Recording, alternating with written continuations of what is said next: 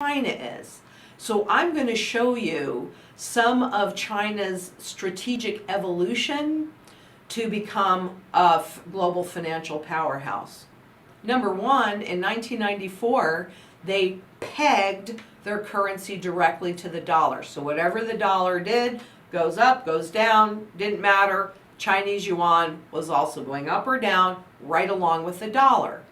What that actually did was transfer the manufacturing base from the US to China with all that cheap labor, because corporations could pretty much determine what their profits would be. Very strategic move, very smart move on their part. With all that newfound wealth, they have been accumulating gold like crazy because they're well aware of fiat currency and what that means, and they want to be a global financial leader. And frankly, he or she who has the gold holds your purchasing power, and therefore you hold power. So very strategic move on China's part. And in fact, they had grown so much globally that by 2012, the US Treasury gave them direct access to their computer database so that they could bypass Wall Street and buy treasuries directly from the Treasury Department. Now, you may think that doesn't sound like much of a big deal, but no one else can do that. Only China. So it's a very, very big deal. And particularly in this day and age with all of the hacking that's going on, etc. China has direct access to our Treasury's database. I think that's really interesting.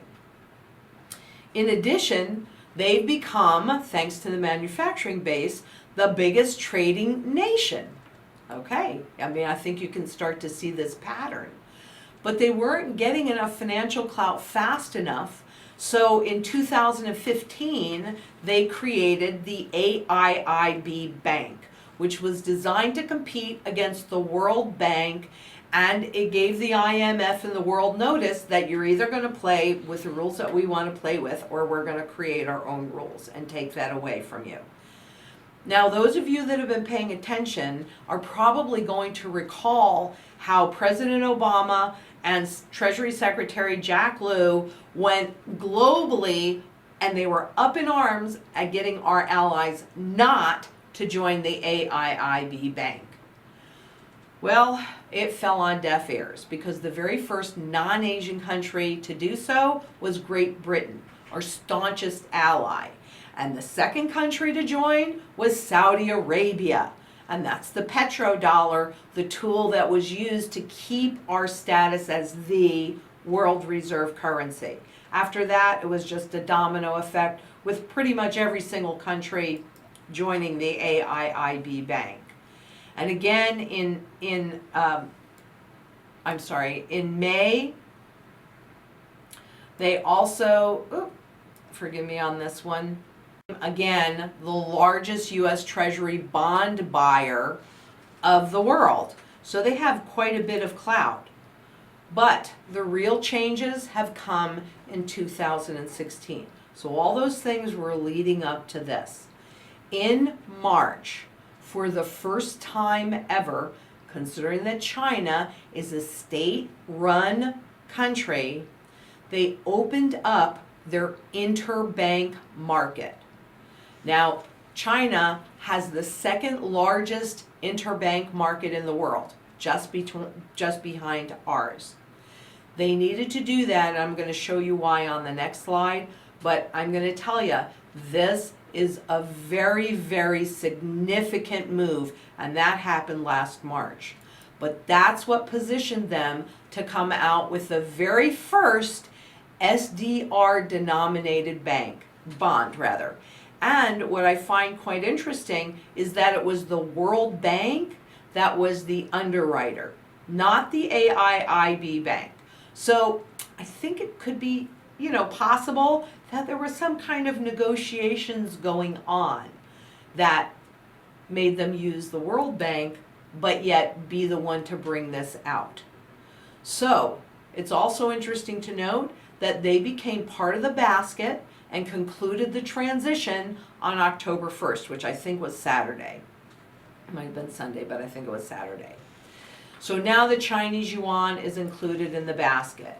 And they came in at the number 3 spot. And everybody had to give up room to let them in.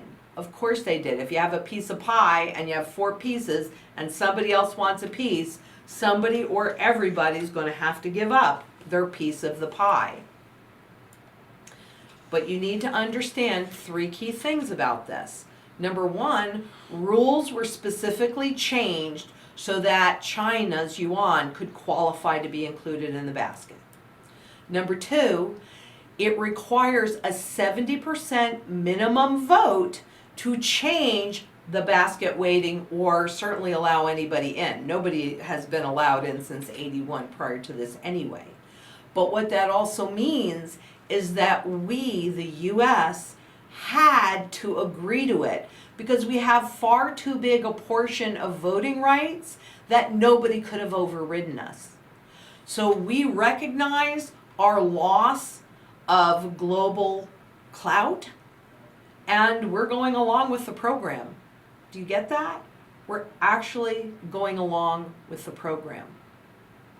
But now China's got a big job to do, and they have to develop this market.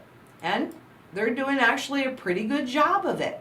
They've got to build a platform to expand borrowing and trading in SDRs. Borrowing, because that's how fiat money is created, except that this is not a debt of the IMF. Jim Rickards calls it a cruise missile to the dollar. And then a few months ago, in China, they came out with how to do the reflation. And it's actually pretty darn simple. All they have to do, and I should have printed all these out because I might need better glasses than this, but I can't even read that, I'm sorry. Can we make this bigger? I don't think so. Can I make that bigger? I can't. Okay, well, you see what I have underlined. I'm sorry, next time I'll print all of them out so I can read them. I can't read it. Do you want me to? I'm sorry, yeah. Which Eric? part? It's where it's underlined or this How is to gonna look finance funny. global reflation. Right, and then A cruise missile at the dollar. I did that How to finance global reflation. SDR role in the new global financial architecture. thank you very much. Okay, so did you hear that?